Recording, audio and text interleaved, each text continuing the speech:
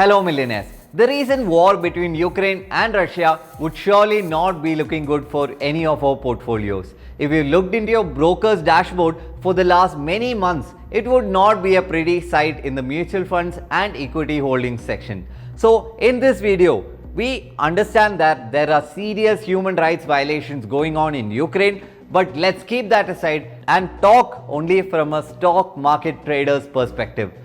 So let's get right into the video.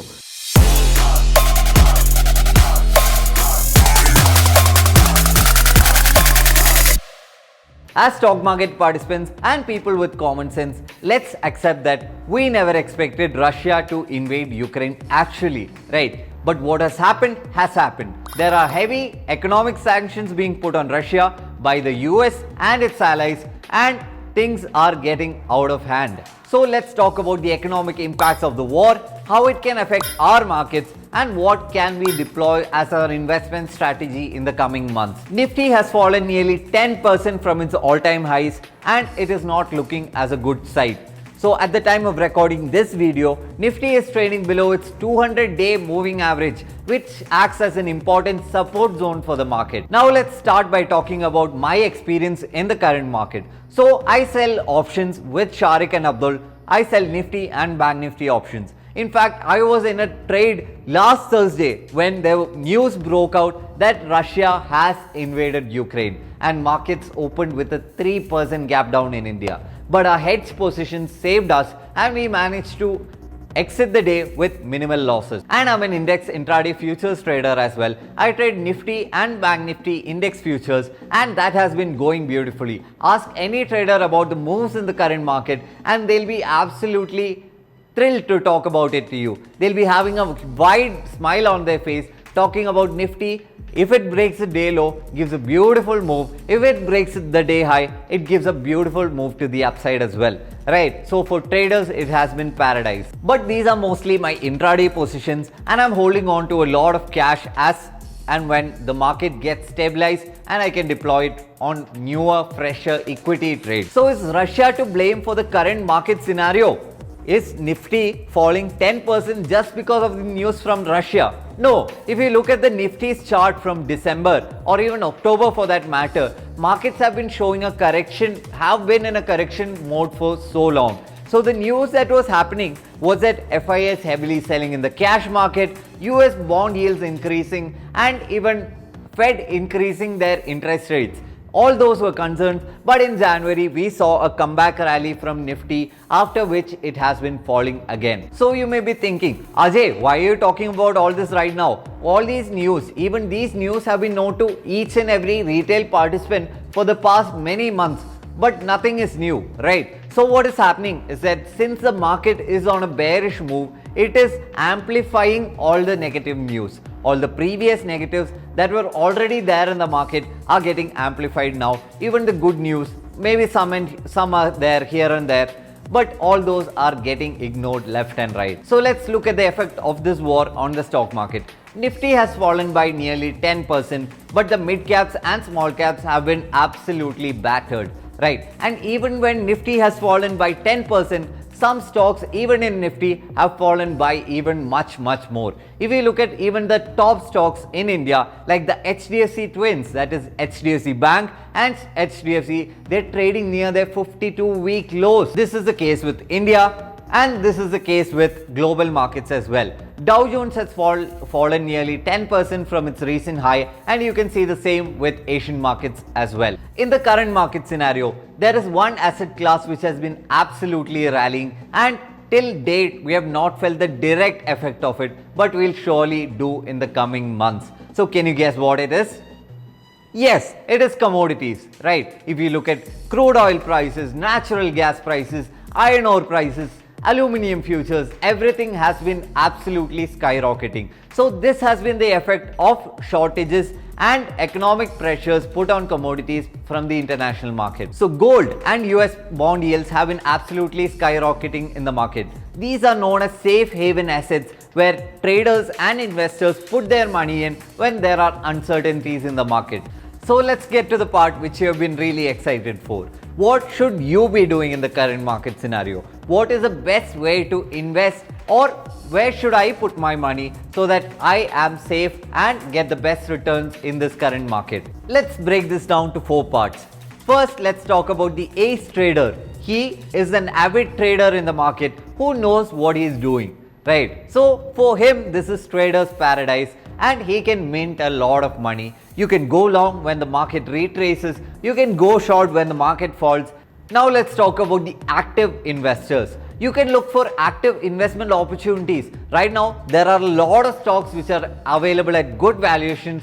I know that you have been waiting to pick up, right? So you can look into putting your money into these stocks at a specified time interval. But make sure these are fundamentally strong stocks which are showing strength in the current market scenario as well. Passive investors, this is a good time to start your mutual funds investments. Right, so when the market is at a low, for your same amount of money, you can get more mutual fund units, so that when the market goes higher, you'll be sitting on good profit. You can also get into Nifty ETFs, Bank Nifty ETFs and such exchange traded funds, so that even if you do not know where to exactly invest, you make sure that you capitalize on this dip in the market. And finally, let's talk about the newbie investor. So he can stay out of the market in the current times. It is a very volatile market, and if you do not know what you're doing, you probably will lose money. Let's accept that.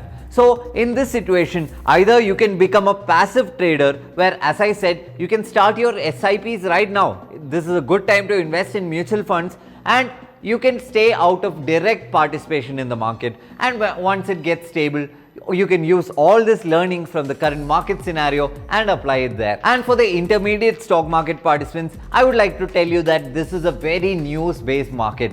Do not look at Nifty's technicals and expect it to be followed all the time. That would not probably happen. If there is a bad news tomorrow that okay, Russia has escalated the war, then you may see that market would not follow any technicals at all. If there's a good news tomorrow, say something like US and Russia have gotten into a peace treaty, right, then you may see the market shoot back up, and again the technicals may not be followed. So do not just look at Nifty and Bank Nifty levels for right now. That would be a bad decision for the current market scenario. So let's look at the long-term impacts of this war on the Indian economy.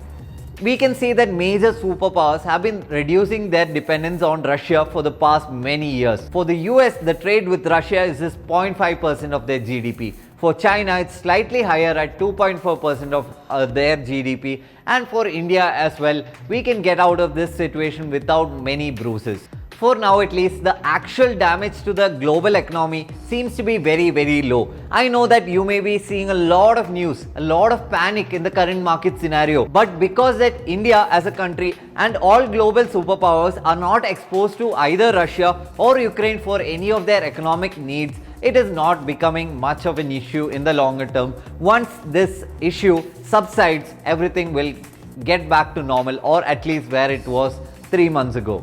But Russia and Ukraine are net exporters of energy, and Europe is certainly feeling the crunch. Russia accounts for nearly 20 to 30% of Europe's entire energy needs. So that is something that we have to be worried about, and India's exposure to the energy market is something that is not favorable to us. If you have seen the crude oil prices, it has crossed $100 per barrel, and it is at its highest rate since 2013, and this is not at all good for the Indian market. Our economy imports 82% of its crude oil from other countries, and such a high and drastic increase in crude oil prices globally will surely increase the retail and wholesale inflation in our country. Studies show that a $10 increase in crude oil price per barrel can increase the inflation by around 0.4 to 0.5%. And as you may know, the global inflation is already at a heightened level, and this can become an issue going down the road if things do not get resolved soon. If we look at previous market data around the time of wars,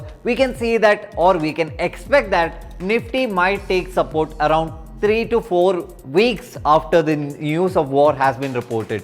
So right now, I think we are at around half of that time, and Nifty may soon bottom out and move back up if there are no fresh negative cues to come. But I would like to add something really interesting here. Based on the current retail participation in our markets right now, this data might get a bit adjusted, right? Since many or majority of market participants learn about this data, this reversal can happen a week before. So we can expect the market to take support around the current 16,000 zone if there are no fresh negative triggers and move back up across the 200 DMA where it will confirm its strength. Let's get to the conclusions of this video where we can have some serious talk as well. This war bullshit is not beneficial for anyone around the world, and surely we all expect that a status quo is soon reached, and we hope for that even. So if a status quo is reached, we can expect the markets to stabilize and over time move back up and recover. So that is my trade for the week.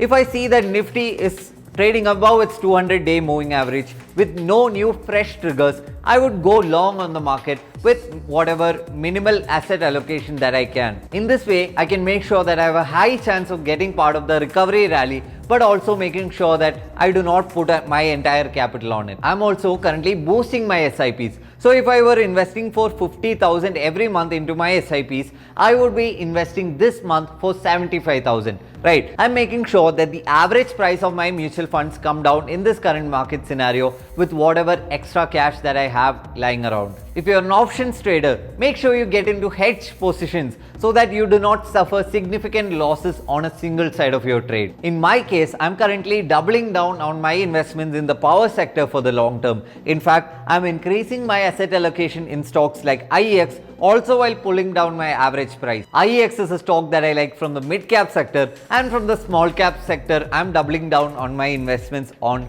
BSE. Right, these are two of my favorite stocks, and I'm pretty sure that they will do well in the long term. So build your own portfolio. These are just two examples in my portfolio of a total of 30 stocks. Right, and I have mutual funds, I have bonds, I have many other investments as well. So make sure you do your own research and get into quality stocks in this time of the market dip. So I've revealed all my investment strategies. I've told you about two of my portfolio stocks which I'm doubling down on, and I'm pretty sure you've gotten a lot of good inputs from this video. So tell me, what are your investment plans for the current market scenario? Do you have gold in your portfolio? Are you planning to stay with cash, or are you doubling down on your equity investments? So if you like the video, make sure that you hit the like button and the subscribe button as well for more such interesting and actionable content. So until the next video, see you. Bye bye.